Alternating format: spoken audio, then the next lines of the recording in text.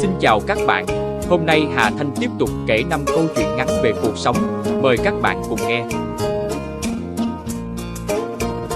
Câu chuyện 176, chiếc đèn lồng đỏ.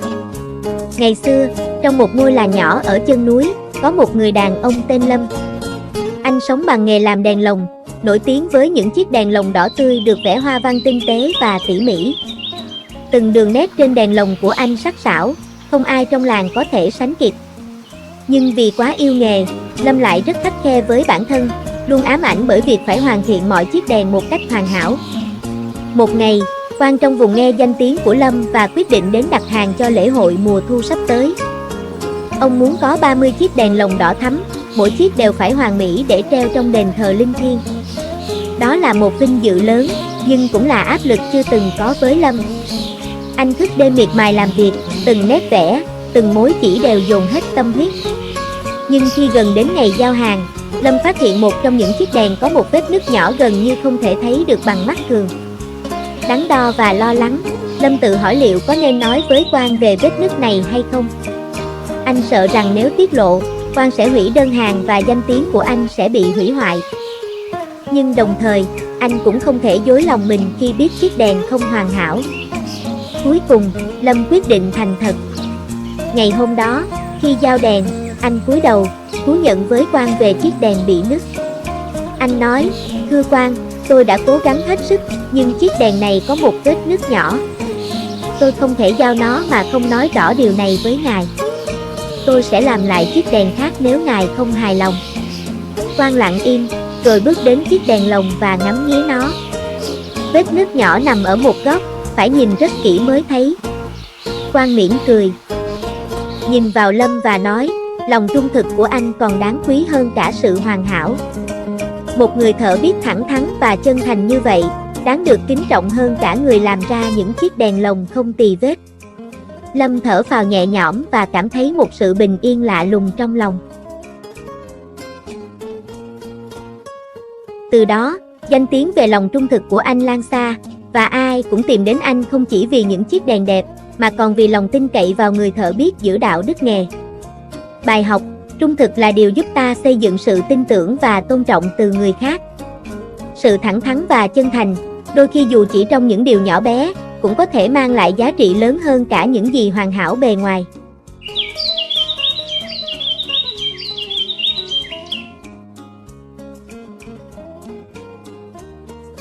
Câu chuyện 177, vườn nho của ngài Bimumen. Ở miền Nam nước Pháp, nằm sâu trong thung lũng xanh tươi là điền trang của ngài Armand Bimumen, một nhà sản xuất rượu vang nổi tiếng. Ông giàu có và quyền lực, nhưng hơn hết, ông là một người thận trọng và kín đáo. Điền trang của ông nổi tiếng không chỉ vì rượu vang chất lượng, mà còn vì vườn nho được chăm sóc tỉ mỉ, đẹp tựa tranh vẽ. Mỗi năm, ngài Bimumen chỉ mở tiệc một lần, mời những người ông tin tưởng và đánh giá cao nhất đến thưởng thức thành quả của mình. Mỗi mùa thu hoạch, ông luôn nhờ đến Jin, một người nông dân hiền lành và tận tâm, dù không ai hiểu lý do. Jin chỉ là một người làm thuê bình thường, với bàn tay chai sần và cuộc sống đơn sơ, nhưng ngài Bimumen luôn nói, Jin là người có thể tin cậy. Những người khác không khỏi ngạc nhiên, vì giữa bao người tài giỏi, Bimumen vẫn nhất mực xem trọng người đàn ông giản dị này. Một năm nọ, một trận mưa lớn đột ngột đổ xuống đúng vào mùa thu hoạch, đe dọa toàn bộ vườn nho. Mưa dồn dập suốt đêm, và Bimumen lo lắng rằng vụ nho năm nay có thể sẽ bị hủy hoại hoàn toàn. Nhưng sáng hôm sau, khi ông đến vườn, ông thấy Jin và vài người bạn của anh đã ở đó từ trước bình minh, nỗ lực cứu những cây nho khỏi ngập úng. Họ dựng những rãnh thoát nước, lót lá quanh gốc nho để giữ cho chúng không bị ngấm nước. Nhờ sự nỗ lực của họ, vườn nho được cứu thoát khỏi thảm họa, và vụ thu hoạch vẫn thành công mỹ mãn. Khi ông hỏi Jin tại sao lại giúp ông tận tụy đến vậy, Jin đáp rằng, thưa ngài đã luôn tin tưởng tôi, đối xử với tôi như một người bạn, chứ không phải chỉ là một người làm công. Tôi luôn thấy đây là trách nhiệm và cũng là vinh hạnh của mình. Sau sự kiện đó, ngài Bimumen nhận ra rằng sự thành công của ông không chỉ nằm ở việc sản xuất rượu vang chất lượng cao, mà còn nhờ vào những mối quan hệ bền vững mà ông đã xây dựng.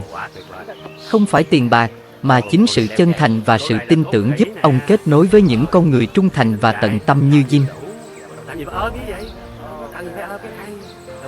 Bài học: xây dựng mối quan hệ chất lượng dựa trên sự tin tưởng và tôn trọng sẽ mang lại sức mạnh vượt trội trong những thời điểm khó khăn. Những người bạn, những mối quan hệ lành mạnh không chỉ là chỗ dựa mà còn là chìa khóa để bạn tiến xa hơn trong cuộc đời.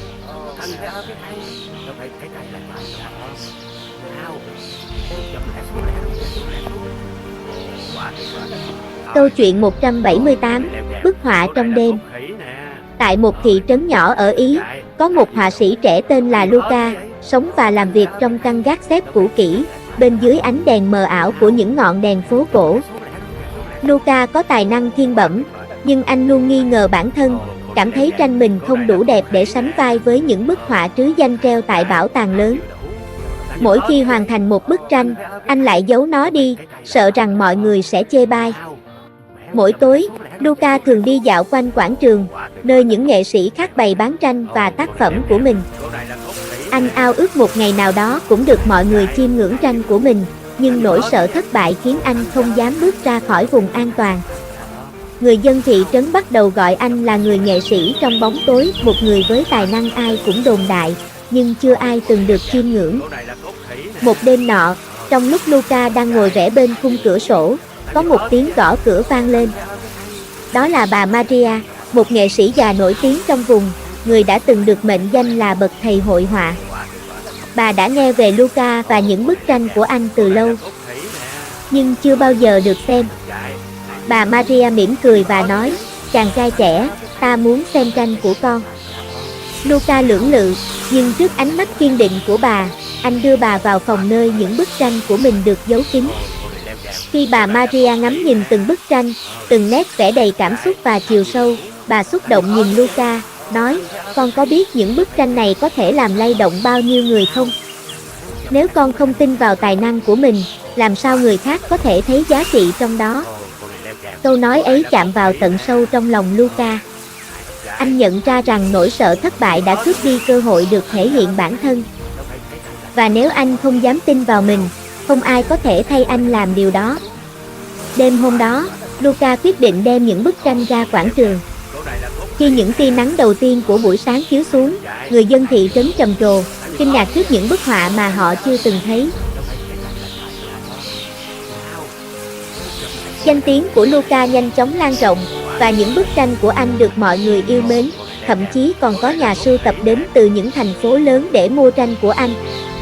Từ đó, Luca không còn giấu mình trong bóng tối nữa. Anh đã hiểu rằng, sự tự tin vào chính mình là bước đầu tiên để người khác có thể tin vào anh. Bài học, sự tự tin là chìa khóa để bộc lộ tiềm năng thực sự của bản thân. Nếu bạn không dám tin vào mình, không ai có thể thấy được tài năng của bạn. Dám bước ra ánh sáng, và cho bản thân cơ hội để tỏa sáng.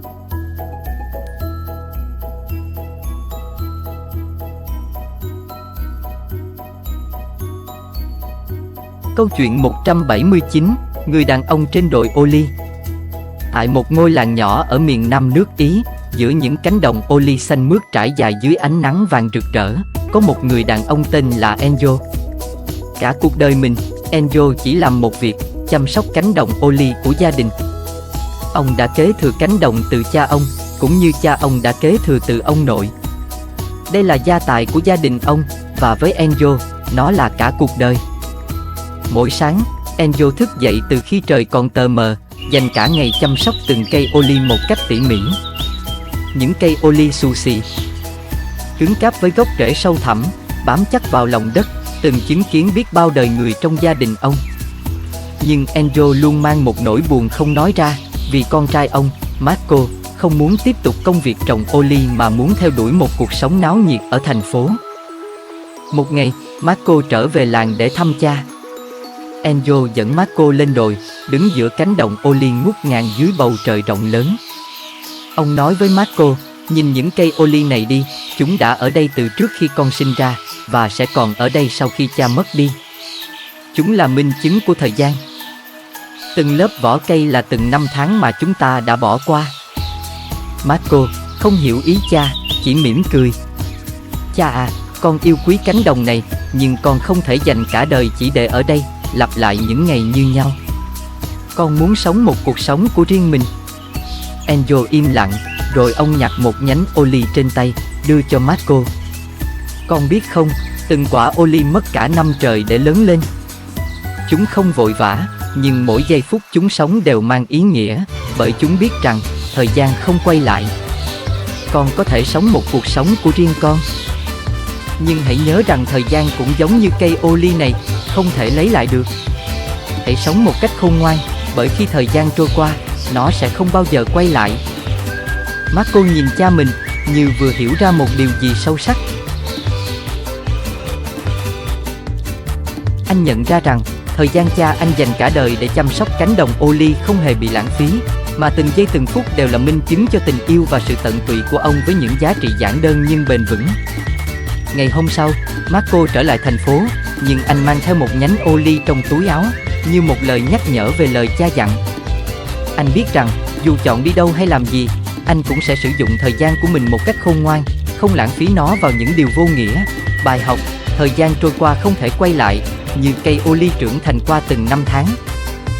Mỗi phút giây đều quý giá và không nên lãng phí. Hãy sống trọn vẹn và khôn ngoan, bởi thời gian là món quà vô giá mà cuộc đời ban tặng, một khi đã mất đi thì không bao giờ trở lại.